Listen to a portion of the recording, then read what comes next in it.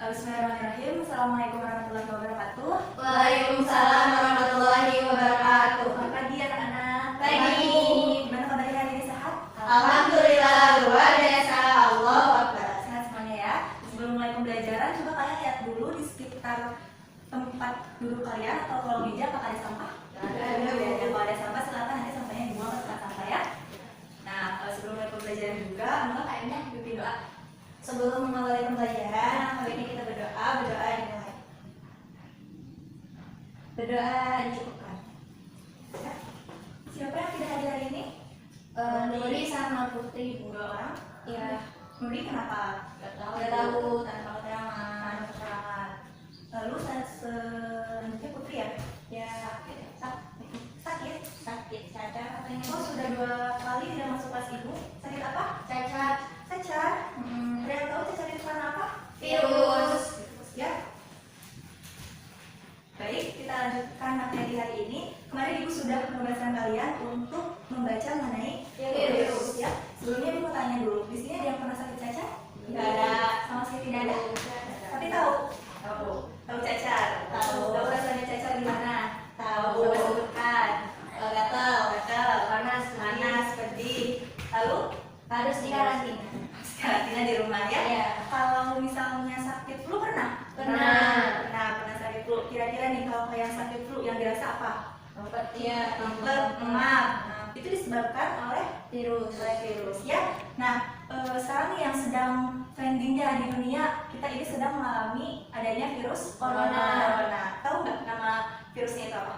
Enggak. Nama virus corona itu adalah 2019 Nobel Coronavirus. Dan untuk penderitanya, tahu? COVID-19 atau COVID-19 ya. Itu disebabkan oleh virus ya. Nah, hari ini juga kita akan mencoba mengenali virus itu apa sih. Kita akan belajar mengenai virus. Ada 4 materi yang akan kita bahas untuk hari ini. Pertama adalah sejarah virus, lalu ciri-ciri atau karakteristik dari virus, pengelompokan virus, dan juga kita akan membahas mengenai bentuk-bentuk dari virus ya. Nah, sebelum mulai ke pembelajarannya, gue akan menjelaskan dulu mengenai tujuan pembelajarannya. Jadi setelah mempelajari virus, kalian akan dapat menjelaskan sejarah virus, dapat menganalisis ciri virus, bentuk virus, maupun pengelompokan dari virus. Nah, sebelum memulai ke ciri, bentuk, atau pengelompoknya, kita bahas dulu mengenai sejarah dari virus. Boleh nanti kalau ada yang ingin bertanya langsung saja, boleh dicatat juga ya. Nah, yang pertama, virus ini dia ditemukan oleh salah satu tokoh bernama Adolf Meyer. Adolf Meyer ini dia menemukan pada tumbuhan tembakau itu ada bercak-bercak. Nah, si bercak-bercak pada tumbuhan tembakau ini dia sebut sebagai penyakit mozaik. Tapi dia belum tahu apa sih yang menyebabkan tumbuhan tembakau tersebut mengalami bercak-bercak, mengalami penyakit mozaik ini, apakah itu karena bakteri atau karena hal lainnya. Tapi dia memang berasumsi bahwa penyakit ini disebabkan oleh bakteri. Gitu ya. Nah, beberapa tahun berikutnya ada salah seorang ilmuwan atau ahli bernama Dmitri Ivanovsky. Dmitri Ivanovsky ini dia mencoba untuk menyaring makhluk yang penyebab penyakit mozaik ini. Dia mencoba menyaringnya menggunakan saringan bakteri. Tetapi ketika sudah disaring, si makhluk ini itu lolos dari saringan bakteri. Jadi dia menyimpulkan bahwa ini pasti makhluk yang lebih kecil dari bakteri. Makhluknya ukurannya lebih kecil ya dari bakteri. Nah, pada beberapa tahun berikutnya lagi, ada seorang ahli bernama Martinus Beijering. Dia berusaha membuat ekstrak dari tumbuhan tembakau yang mengalami penyakit mozaik tersebut. Sesudah membuat ekstrak, dia berusaha untuk menyuntikkan ke tumbuhan tembakau yang lain. Ternyata hasilnya masih tetap sama. Dia mengalami mozaik juga. Maka dari itu si Martinus Beijering ini menyimpulkan bahwa makhluk ini pasti makhluk yang bisa bereproduksi, dapat bereproduksi reproduksi. Nah, beberapa tahun berikutnya lagi, sekitar 1900, itu ada seorang ahli bernama Wendell Stanley.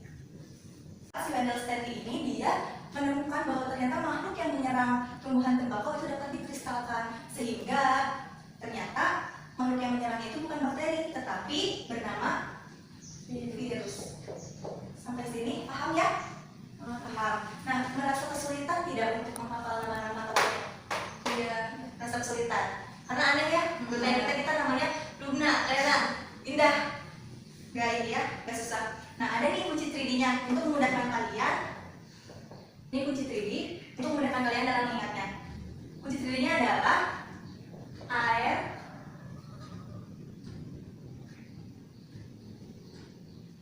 air diski menyaring wave. Coba baca.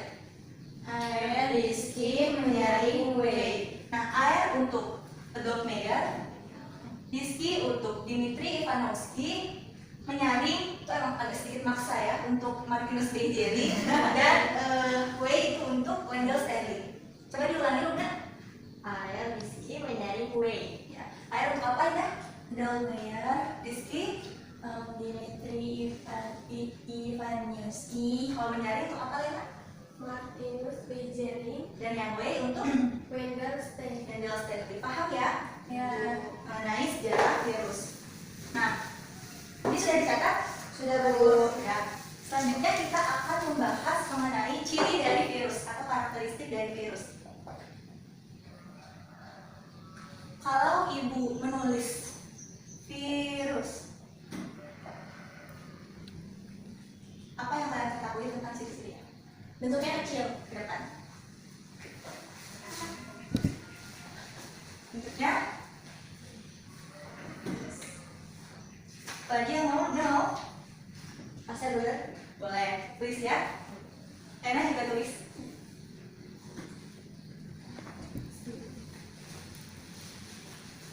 Indah menuliskan bentuknya kecil katanya virus itu. Indah menuliskan aseluler. Lena menuliskan apa?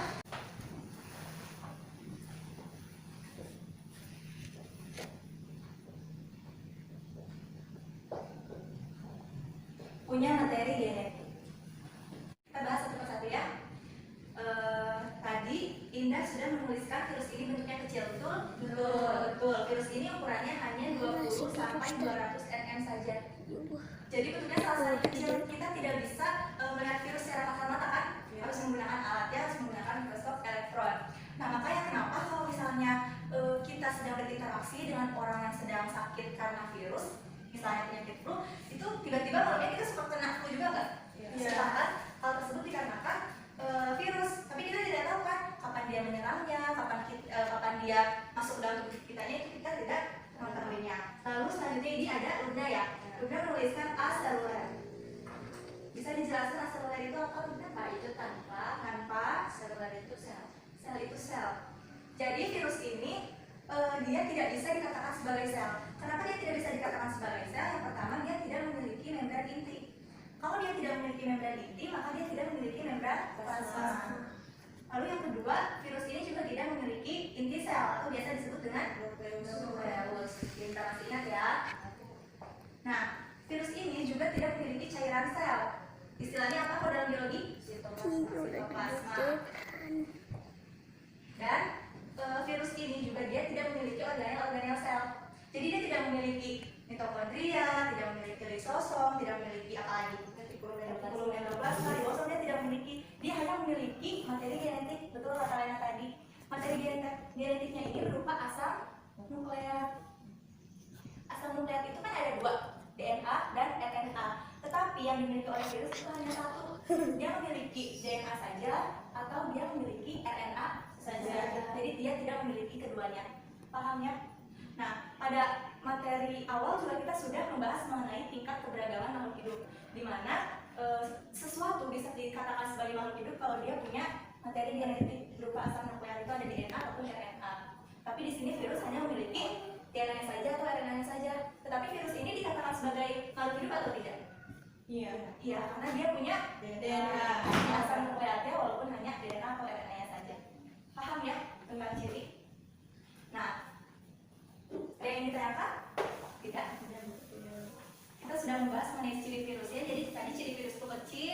lalu apa lagi?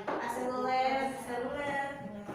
Punya materi genetik. Oh ya, ada yang terlewat. Virus itu dia dapat bereproduksi.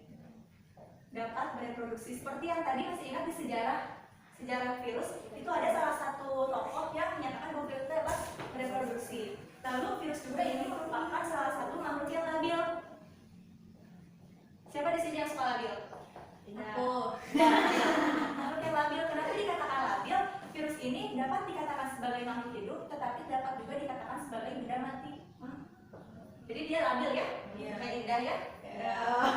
Nah, dia dikatakan makhluk hidup karena dia dapat bereproduksi. Sedangkan dia dikatakan benda mati karena virus ini dapat dikristalkan. Paham ya? Itu mengenai karakteristik dari virus. Perhatikan ya. Selanjutnya kita akan bahas mengenai bentuk dari virus. Bentuk virus ini terdiri dari bermacam-macam. Ada bentuk tabung. Terlihat tulisan ibu? Ada bentuk bulat atau seperti bola. Seperti ini. Ada juga yang bentuknya itu filamen. Seperti ini ya. Dan ada juga yang bentuknya itu seperti huruf T. Paham? Salah satu contoh virus yang berbentuk tabung adalah TMV. Ada yang tahu TMV apa? Mozaik virus. Ini merupakan virus yang tadi menyerang si tumbuhan tembakau itu. Lalu yang bentuknya bulat, salah satu contohnya adalah adenovirus. Adenovirus ini dia menginfeksi saluran pernapasan. Lalu yang filamen ada virus influenza yang menyebabkan kita flu. Dan yang berbentuk huruf T ada virus bakteriofag. Bakteriofag ini adalah virus yang menyerang bakteri. Sedikit kita akan bahas mengenai struktur bakteriofag ini. Perhatikan ya. Jadi di sini ibu sudah membuat miniatur sederhana mengenai struktur dari bakteriofag. Bisa terlihat sampai belakang? Terlihat. Jadi pada bakteriofag ini atau virus yang berbentuk huruf T ini sebetulnya ada 3 komponen utama. Terdiri dari 3 komponen utama. Ada kepala, ini namanya kepala. Lalu ada leher dan ada ekor dari bawah sampai bawah ini itu ekor. Nah di kepala ini ada yang disebut struktur yang bernama kapsid. Bisa diingat ya, kapsid. Nah di dalam kepala ini juga terdiri dari DNA atau RNA, terdiri dari asam nukleatnya. Kebetulan pada bakteriofag ini dia memiliki DNA asam nukleatnya itu. Nah si DNA ini untuk sebagai sebagai bentuk virusnya. Jadi bentuk virus tabung, bulat, filamen, huruf T ini semuanya diatur oleh DNA. Dia fungsinya untuk bentuk virus ini. Lalu selanjutnya ada leher. Lalu di sini ada selubung ekor. Yang ini plat basal atau papan dasar. Lalu yang meruncing gini bisa dilihat ya. Ini merupakan jarum penusuk. Dan yang seperti kaki, ini bukan kaki tapi disebut dengan ekor, serabut ekor. Nah, di bagian ekor ini itulah yang berfungsi untuk menginfeksi inangnya. Jadi si virus ini sedikit ya membahas ke ciri-ciri lagi, kita balik lagi. Si virus ini sifatnya itu parasit obligat. Ada yang tahu? Tidak bisa hidup tanpa inang. Iya, jadi dia harus ada inang baru dia bisa hidup. Contoh sekarang corona. Ketika virus corona itu nempel di pintu, di meja, di papan tulis misalnya, itu kira-kira bakal apa virusnya? Bakal mati ya. 3-4 jam pasti dia mati. Tetapi kalau misalnya si virus itu sudah menginfeksi inangnya, misalnya menginfeksi manusia, dia akan cepat bereproduksi. Makanya sekarang banyak sekali ya yang terkena penyakit COVID-19 ini. Kita doakan ya, semoga bumi kita cepat pulih. Kita pun bisa beraktivitas seperti biasa kembali. Seperti itu, paham ya? Coba ada yang ingin menggambarkan? Boleh. Luna akan mencoba menggambarkan mengenai bakteriofag ini ya, seperti media yang sudah ibu buat. Beserta namanya ya Luna.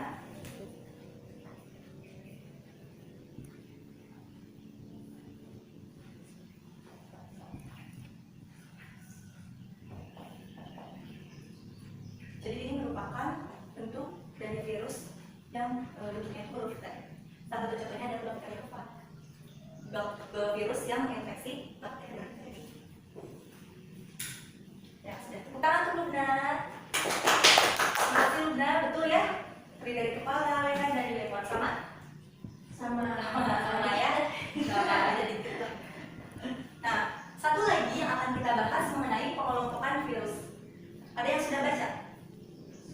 Belum. Jadi virus ini dikelompokkan ke dalam beberapa kelompok. Yang pertama, ada pengelompokan berdasarkan asam nukleatnya. Berdasarkan asam nukleatnya ini dibagi menjadi virus DNA dan RNA. Ya betul, indah pintar ya. Salah satu contoh virus yang punya asam nukleat DNA ini adalah Bacterium.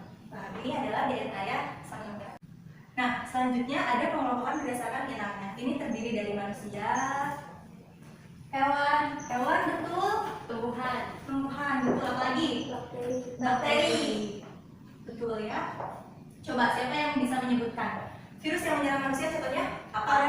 Corona atau 2019 nCoV. Yang menyerang hewan, flu burung betul, pintar. Flu burung. Yang menyerang tumbuhan, TMV atau tobacco virus yang tadi menyerang tembakau. Yang bakteri apa? Bacteriophage betul ya. Ini adalah virus yang menyerang bakteri. Nah, selain dari asam nukleat, inang, ada juga pengelompokan virus berdasarkan tingkat virulensinya. Ada yang tahu virulensi itu apa? Udah. Virulensi ini adalah kemampuan virus untuk menginfeksi inangnya. Ada yang virulen, artinya ini tingkat menginfeksinya itu tinggi gitu ya. Ada juga yang moderat. Ini tingkat menginfeksinya tidak terlalu tinggi. Seperti itu untuk pengelompokan virus sudah ditulis ya. Ada yang ditanyakan? Sudah paham ya mengenai sejarah, ciri, bentuk ataupun pengelompokan dari virus? Paham ya? Nah, kita review ya sedikit.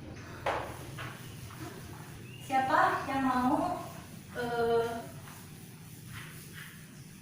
kan tadi kita sudah belajar mengenai sejarahnya, mengenai cirinya, mengenai bentuknya, dan juga mengenai pengelompokannya. Coba siapa yang bisa menyimpulkan? Bu, saya akan menyimpulkan dari sejarah. Jadi tadi kan saya mencatatnya, sejarahnya itu ada 4 tokoh virus, yaitu disingkat dalam kunci Tridi, Aedes menyaring. Nah, terus setelah itu untuk ciri-ciri virusnya yaitu kecil, aseluler, punya satu macam materi genetik, terus tadi yang Ibu jelaskan itu bereproduksi, parasit dan obligat, parasit obligat ya. Itu mengenai sejarah dan ciri-cirinya. Ada lagi yang menyimpulkan pengajian berikut apa? Boleh? Saya ingin menyimpulkan mengenai bentuk virus. Jadi Ya. bentuk virus itu ada 4. Ya. Tabu, bola atau bulat, Betul. huruf T, dan filamen. Betul. Lalu yang struktur bakteriofag atau huruf T itu dibagi menjadi 3 lagi. Ya. Yang pertama itu ada kepala, ada leher, sama ekor. Betul ya. Lagi yang mau menyimpulkan? Boleh? Apa? klasifikasi virus. Ya, ada apa saja, Lina? Berdasarkan asam nukleat terdiri Ya. dari DNA dan RNA. Betul. Berdasarkan inang terdiri dari manusia, hewan, tumbuhan, dan bakteri. Betul. Lalu? Terus yang terakhir virulen moderat. Iya, berdasarkan tingkat virulensinya ya. Ada yang virulen, ada juga yang moderat. Sudah paham mengenai virus? Ada yang ingin ditanyakan terlebih dahulu? Ya, nah, kalau tidak ada, Ibu mau ngasih soal evaluasi ya, sedikit saja buat kalian. Oh guys, boleh nanti di balik meja ya jawabannya. Ini dulu.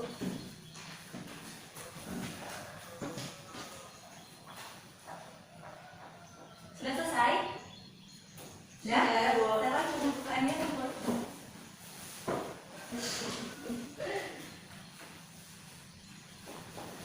Makasih.